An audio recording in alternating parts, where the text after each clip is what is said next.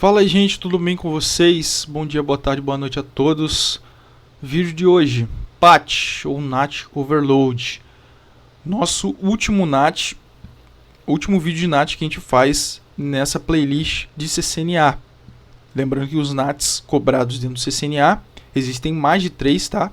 Mas são cobrados 3, que é o NAT estático, o dinâmico e o NAT overload, vulgo patch, mas conhecido como patch, que é o que a gente vai abordar hoje, no nosso último vídeo, tranquilo?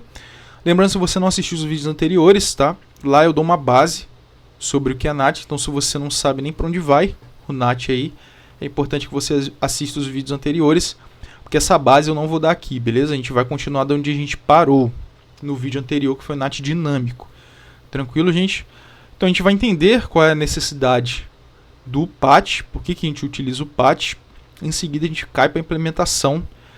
E de novo, provavelmente esse vídeo vai ficar um pouco longo, gente. Mas é porque eu quero mostrar para vocês a parada mesmo. Quero que vocês saiam daqui craque nesse assunto aqui, entendendo tudo, tranquilo? Então a gente vai ficar um pouco longo mesmo, mas aguenta aí, tá? Se necessário, assiste aí de novo 1, 2, 3 vezes, tranquilo? Bom, gente, a gente viu nos vídeos passados, né? A gente viu no NAT estático e dinâmico as limitações acerca dessas tecnologias, né? No NAT estático a gente tinha visto, né, que o NAT estático ele funciona baseado numa tradução de 1 para 1, né? Como é que era isso? Eu tenho a minha galera dentro da minha empresa ABC aqui. Esse pessoal todo tem um endereço de IP privado. Só que esses caras querem se comunicar com a internet. Para isso a gente precisa de um endereço de IP público e um camarada para fazer a tradução desses endereços dessas comunicações, que é o nosso CE. Beleza? E o CE, ele armazena dentro dele uma tabela estática, que associa cada IP privado dentro da minha rede interna com um endereço dentro da minha pool, um endereço de IP público válido. Então, cada camarada dentro da minha empresa tem um endereço de IP público só para ele, quando ele quer se comunicar com a internet. Então, a gente viu isso aí lá no vídeo de NAT estático, beleza? Isso é NAT estático, tradução de 1 para 1. Cada um tem o seu endereço de IP público, tá? E essa tradução, ela fica no nosso CE por tempo indeterminado, beleza? Problemas disso, gente, não tem flexibilidade nem escalabilidade, beleza? Porque se eu tiver aqui dentro da minha empresa interna 1000 devices, né? Eu preciso de 1000 endereços de IP público dentro da minha pool de endereços, que não é muito escalável, porque isso aqui custa dinheiro, né? Não é muito inteligente. Já, gente, no nosso NAT dinâmico, a gente tem um pouco mais de flexibilidade, porque a tradução ela não é eterna. Então, quando os meus guerreiros aqui, vamos supor que o Felipe, a Daniela e o Fábio, eles querem se comunicar com a internet, e eles mandam esse tráfego aqui para o CE, da mesma forma como ele fez no NAT estático, ele vai armazenar na tabelinha dele e vai emprestar um endereço de IP público para cada um. Então o Felipe vai ter o dele, a Daniela vai ter o dele, o Fábio vai ter o dele. Qual a diferença em relação ao NAT estático?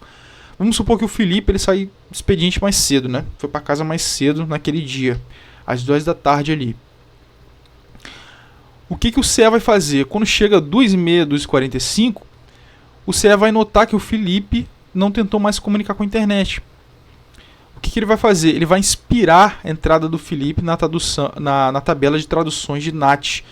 Então aquele endereço que o Felipe estava usando, aquele endereço público que o Felipe estava usando para se comunicar com a internet, o CE vai liberar esse IP para outro camarada poder usar. Então, se chegar um outro empregado aqui na nossa empresa lá para as 5 da tarde, por exemplo, vamos supor que ele quer acessar a internet, o CE consegue pegar aquele endereço que o Felipe estava usando, mas não está mais porque o Felipe foi para casa, e consegue emprestar para esse novo device aqui na nossa rede, tá? O que é muito bom. Por quê? Porque vamos supor nessa mesma rede aqui com os 3 computadores, gente. Vamos supor que a nossa pool tivesse apenas 3 endereços de IP público. Vamos supor que os 3 estão acessando a internet ao mesmo tempo. O que o CE fez? Ele emprestou os 3 endereços da pool para esses 3 aqui. então não tenho mais nenhum endereço na minha pool disponível para empréstimo. Então se eu tento conectar meu cabo aqui no switch 1 e usar a internet, com esses 3 já usando simultaneamente, eu não consigo, cara. Então essa limitação ainda permanece no nosso, ela continua, né, no nosso NAT dinâmico. Não é escalável, tá? Ainda assim o NAT dinâmico não é escalável, ainda preciso de um endereço de IP público para cada device dentro da minha rede. E tudo isso, gente, que eu tô dando essa recapitulada para vocês é para falar que o PAT ele resolve esse problema de escalabilidade pra gente, beleza? O NAT ele consegue, o PAT, não, o NAT Overload, ele consegue resolver esse problema pra gente. Como? Ele faz uma tradução de portas ao invés de IP, que é muito legal. Então, vamos supor que aqui eu não tenha 3, mas tenha 1000, 2000 hosts dentro da minha empresa ABC. Todo mundo vai conseguir se comunicar com a internet usando o mesmo IP público, tá? A gente vai mostrar isso aí. Antes a gente precisa dar uma clareada no que é o conceito de portas, tá? Que eu vou mostrar rapidamente para vocês. Sei que a maioria de vocês já sabe que é uma porta, né? Mas tem uma galerinha que não está muito ligada ainda, então a gente rapidamente aqui vai dar uma passada por esse conceito para vocês entenderem o que é o PAT, entender de vez o que é o PAT ou NAT Overload, tá? Abri uma captura meu switch 1 aqui na Ether00. Vou dar um filtro em UDP, tá? Já eu explico o que eu quero mostrar para vocês. Vou abrir o Felipe e vou gerar um tráfego.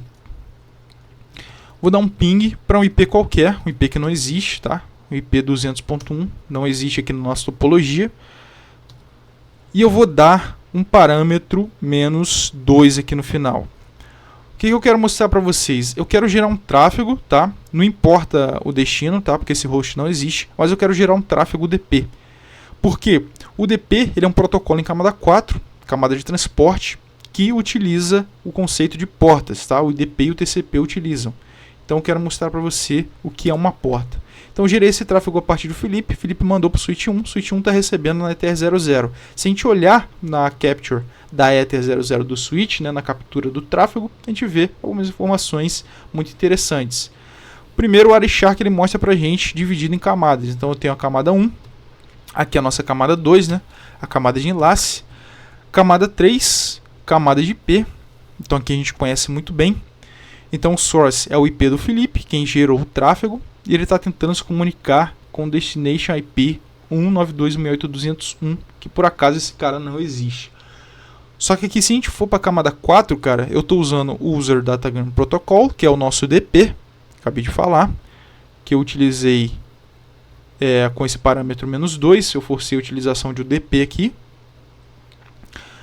E eu tenho uma Source Port e uma Destination Port, cara.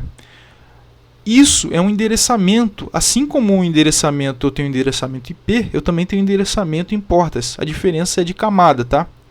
Aqui eu tenho uma camada, o endereçamento de uma camada mais alta, que eu tenho camada 4, que é a camada de transporte. Aqui eu tenho endereçamento IP em camada 3. Então, vamos supor que esse 192.168.201 seja um computador real, tá? O nome dele é Joãozinho, ele existe na nossa topologia. O Joãozinho, ele ia receber esse tráfego aqui, ele ia olhar primeiro para a camada de número 3, ele ia olhar para a camada IP, ele ia ver que o destino é o 92.168.201. E ele ia ver que esse IP é o IP dele. Então o que ele vai fazer? Ele vai passar para a camada adjacente. Ele vai pular e vai passar para a camada 4. Tá? Uma vez que ele viu que é para ele, ele vai pular para a próxima camada. E ele vai olhar o campo Destination Port. Tá? No nosso caso aqui, é a porta de número 7. Foi uma porta aleatoriamente escolhida aqui pelo nosso simulador, o IVNG. Tá? Cada porta, gente, cada aplicação na internet, na nossa rede de computadores, ela utiliza, tá, geralmente uma porta conhecida. Tá? Por exemplo, os servidores HTTP, eles escutam a porta 80. Então, por exemplo, se eu quiser do Felipe me comunicar com o nosso servidor da Google, eu tenho que mandar um tráfego, supondo que esse servidor da Google é um servidor web HTTP, eu vou mandar esse tráfego em direção à porta 80. Então, no destination aqui teria que ter 80 aqui, tá? e essa é a porta que o nosso servidor da Google estaria escutando, e dessa forma ele processaria essa informação. Beleza? Então basicamente é assim que funciona. Source Port é a porta cliente escolhida que o Felipe escolheu para se comunicar com esse guerreiro aqui. Essa porta é um valor aleatório, tá? Não depende de aplicação. Eu posso utilizar a mesma aplicação e utilizar portas clientes distintas, tá? Tranquilo, essa porta é escolhida aleatoriamente. E esse é o campo Source Port que a gente vai trabalhar com o PAT. Por quê, gente? Tá? Isso é muito importante aqui. De novo, prestem bastante atenção. Agora é o pulo do gato aqui para entender como o PAT funciona. Vamos supor que o Felipe ele gere um tráfego para o nosso Google Server. Vamos supor que ele quer uma página web hospedada lá no Google Server. Em camada 3, o destination estaria para o IP do Google Server. Até aqui a gente sabe, né? Aqui estaria 142.251.135.78. O destination port estaria em direção ao porta 80 no nosso servidor da Google, que a gente está usando um web browser ali, a gente está fazendo uma conexão via HTTP. Então eu estaria tentando me comunicar via porta 80 do meu servidor da Google. E vamos supor que a source port seja 13.342, como está aqui. Vamos supor que a gente escolheu essa source port. O que vai acontecer? A partir do momento que o CE, esse camarada, ele está configurado para rodar PAT, ele vai pegar esse tráfego do Felipe, ele vai jogar fora esse campo bem aqui, cara, esse valor. Ele vai escolher uma porta cliente da preferência dele. E ele vai mandar esse tráfego para a internet. Beleza? Em camada 3 ele vai fazer a tradução de IP também, tá? Então ele vai arrancar fora também esse source IP e vai colocar um IP público válido. E ele vai arrancar fora o source port e vai colocar uma porta aleatória ali que ele mesmo escolheu. E ele não vai mexer nem no destination port nem no destination IP. Esses permanecem inalteráveis. Beleza? Pode ter ficado um pouco confuso, mas a gente vai entender essa parada, tá? Vocês não vão sair daqui hoje sem ter entendido isso. Vamos fazer o seguinte, vamos habilitar o PAT no nosso CE. Vamos habilitar essa parada aqui. Em seguida a gente vai abrir o Capture de novo, a gente vai ver essa parada funcionando. Beleza? Tô aqui no meu CE. Vou começar as configurações, Enable, Configure Terminal. Primeira coisa que eu tenho que fazer para habilitar o NAT, como a gente já conversou no vídeo de NAT estático e NAT dinâmico, é definir as interfaces inside e outside. A gente já falou o porquê disso, o que é NAT inside e outside. Se você não sabe o que é, dá uma assistida nos vídeos anteriores. IP NAT outside para interface FAT10. Se eu der um do show IP int brief, eu tenho 3 subinterfaces que são os gateways da VLAN 10, 20 e 30 aqui respectivamente, tá? Então tem que habilitar o NAT inside nessas interfaces aqui. Então FAT 00.10, IP NAT inside. Na 20, vou dar um IP NAT inside.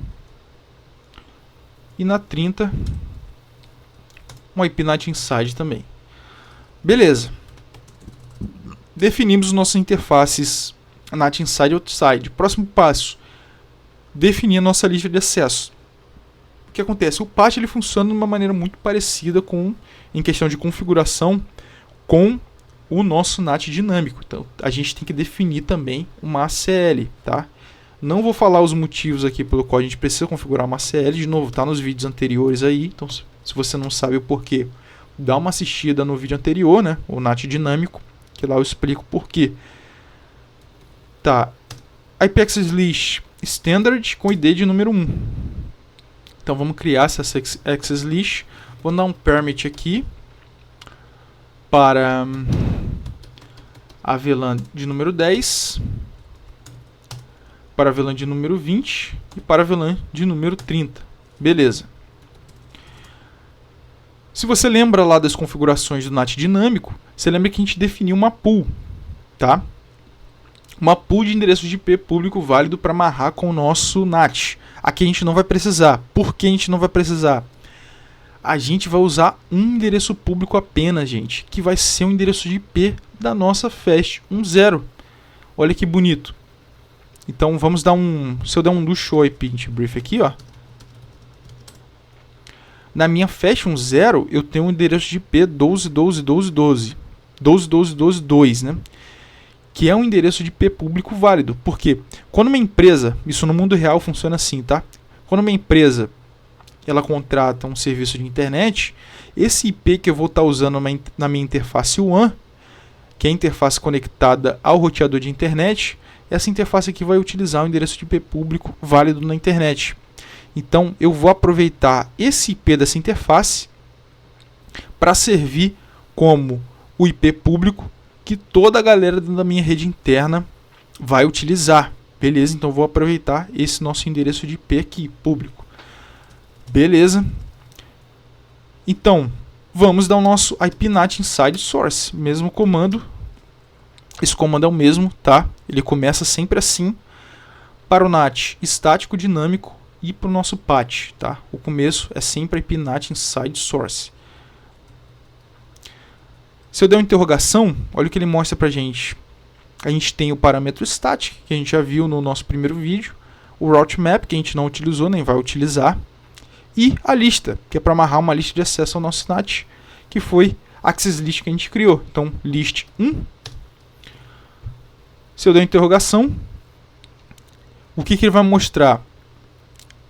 Ele dá a opção da gente escolher uma pool NAT, que a gente não criou. Beleza, a gente não criou uma pool, porque a gente não vai utilizar uma pool. A gente vai utilizar o endereço de IP da interface. Então vamos escolher o parâmetro interface. Se eu der uma interrogação, ele vai mostrar os diversos tipos de interface que eu tenho no meu roteador. Mas a gente quer a Fast 1/0, beleza? Se eu desse Enter aqui, gente, você vê que o nosso iOS ele aceitou o comando, ele não reclamou, não mostrou nenhuma mensagem de erro. Só que esse comando ele não está aplicando o PAT pra gente. Por que ele não está aplicando, gente? Aqui está funcionando um NAT dinâmico, tá? Esse comando aqui, a partir do momento que eu dei Enter, o CL está performando um NAT dinâmico. O que ele está fazendo? Ele está pegando todo mundo que pertence da VLAN 10, 20 e 30. Ele está fazendo com que essa galera use o endereço de IP público da Fast 10. Só que aqui é o seguinte, ó. Se o Felipe foi o primeiro a gerar o tráfego, o CE vai salvar na tabela de traduções do NAT dele. Esse IP da Fast 10 ele vai atrelar para o Felipe, porque o Felipe foi o primeiro a gerar o tráfego. Se a Daniela tentar se comunicar com a internet, esse IP da Fast 10 já está sendo usado pelo Felipe. Então ele não vai traduzir o endereço da Daniela. Então está funcionando um NAT dinâmico ainda. Isso é um NAT dinâmico. Tá, Luiz, o que eu preciso fazer para configurar o patch overload no final do nosso comando? Essa palavra-chave, dá uma interrogação, ele mostra algumas opções, mas é essa palavra-chave que vai habilitar a tradução de portas também, tá? Não só o de endereço IP, aqui está traduzindo só endereço IP, esse comando todo aqui, mas a partir do momento que eu adiciono a keyword overload, ele vai começar a operar como patch, tá? Fazendo tradução de portas. Então nunca esqueça dessa palavra-chave aqui, gente, overload. É muito importante você lembrar quando você quiser implementar patch, que é o nosso NAT overload, beleza? Então vou dar um enter. Se eu der um do show IPNAT translations, ó, eu tenho algumas traduções ainda, eu vou remover elas aqui rapidamente. É lixo de configuração lá do nosso lab de NAT estático, tá? Então eu vou remover aqui. Beleza. Se eu der um do show IPNAT, do show run, né? Pipe section NAT aqui, não tenho nada. Se eu der um do show IPNAT translations, eu vou ver que minha tabela de tradução de NAT ela tá vazia. Beleza. E agora eu quero mostrar para vocês a parada funcionando, tá? Para fazer isso, o que eu vou fazer? Eu vou abrir um capture na minha Ether00 aqui, de novo, no meu switch 1. E eu vou abrir uma capture na minha Fast 10 do meu CE.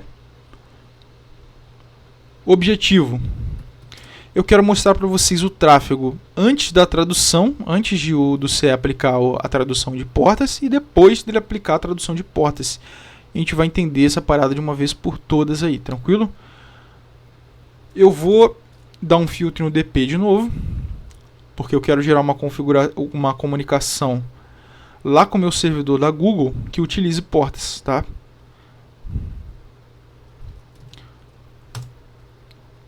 E o DP utiliza portas.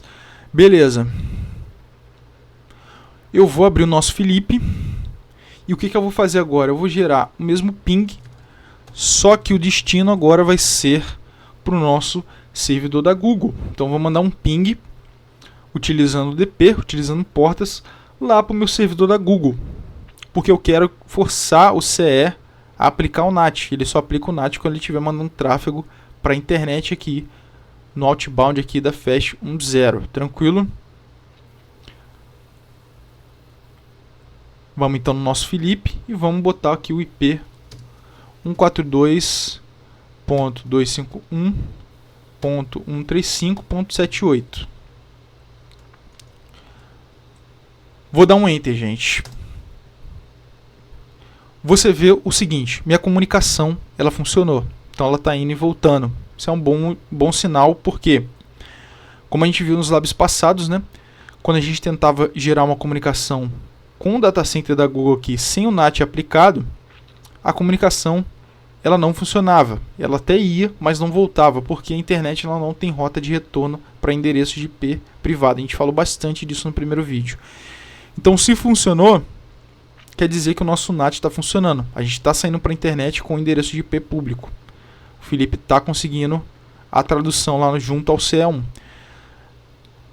Se eu abrir o Capture aqui do nosso Switch 1, o Capture da Ether 00, eu quero ver esse tráfego que o Felipe gerou, cara. E olha informações preciosas no que eu tenho aqui, ó. Primeiramente, Felipe utilizou, obviamente, o IP source dele, que é o IP privado, tá? 192.168.10.1, e ele quer se comunicar com o nosso servidor da Google, lá no nosso data center da Google. Beleza, até aí tudo tranquilo.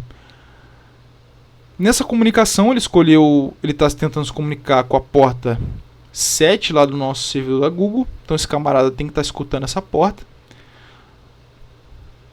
Só que olha a porta source que ele escolheu, 20.602. E agora eu vou olhar esse tráfego depois da tradução do NAT Overload, que é aqui na saída da Fast 10. Se eu abrir, cara, aqui, olha que bonito. Olha como esse tráfego ele sai para a internet. Primeiro, o CA1 arrancou fora o endereço de IP do Felipe, 192.168.10.1, e utilizou o endereço da Fast 10 dele, tá? Como era de se esperar, como a gente configurou. Destination é o IP da Google, até aí. E olha o que ele fez, cara, com a porta source. Você vê que a porta de destino continua inalterada, é a porta de número 7.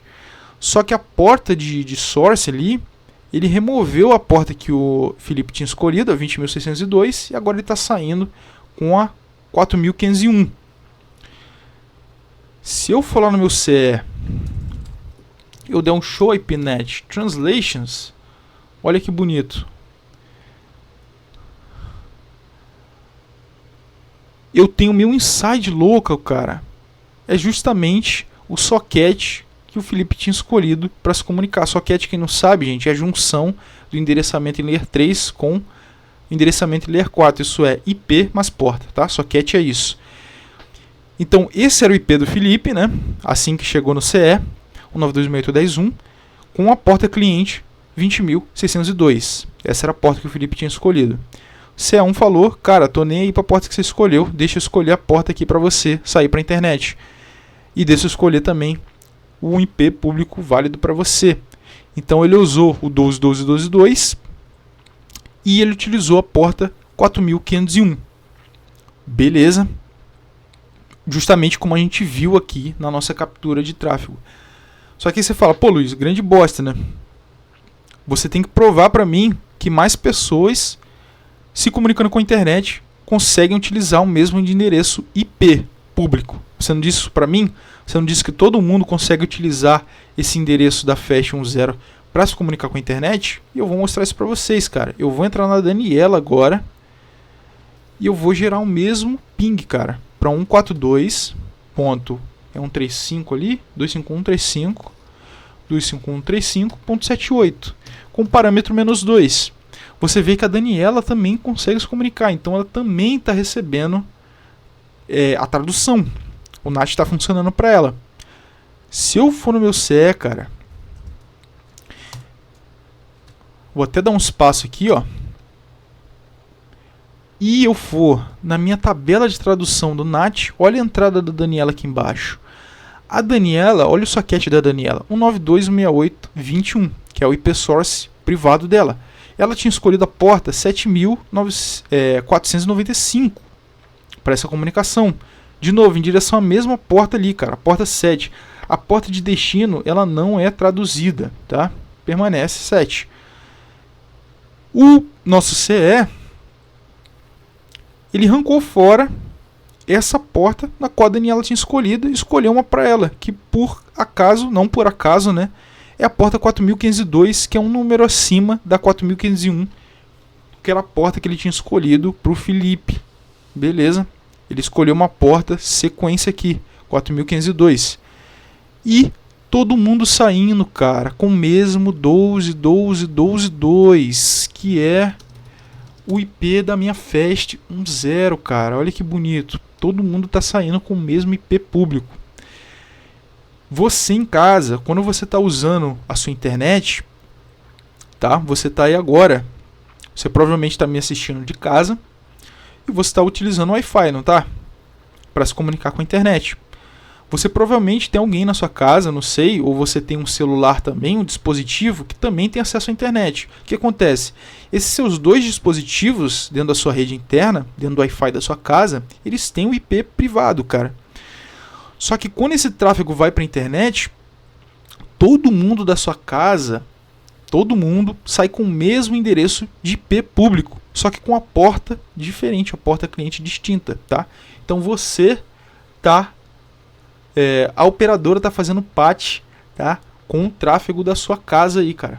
Então você, sua mãe, seu cachorro, o celular do seu cachorro, todo mundo conectado aí ao seu Wi-Fi interno, todo mundo sai com o mesmo endereço de IP público. Quando vai se comunicar com a internet, só a porta cliente que muda. Tranquilo, gente? E quando esse tráfego volta, ó, vamos voltar aqui na captura. Estamos ainda na captura da Fast 10, tá? Do nosso CE.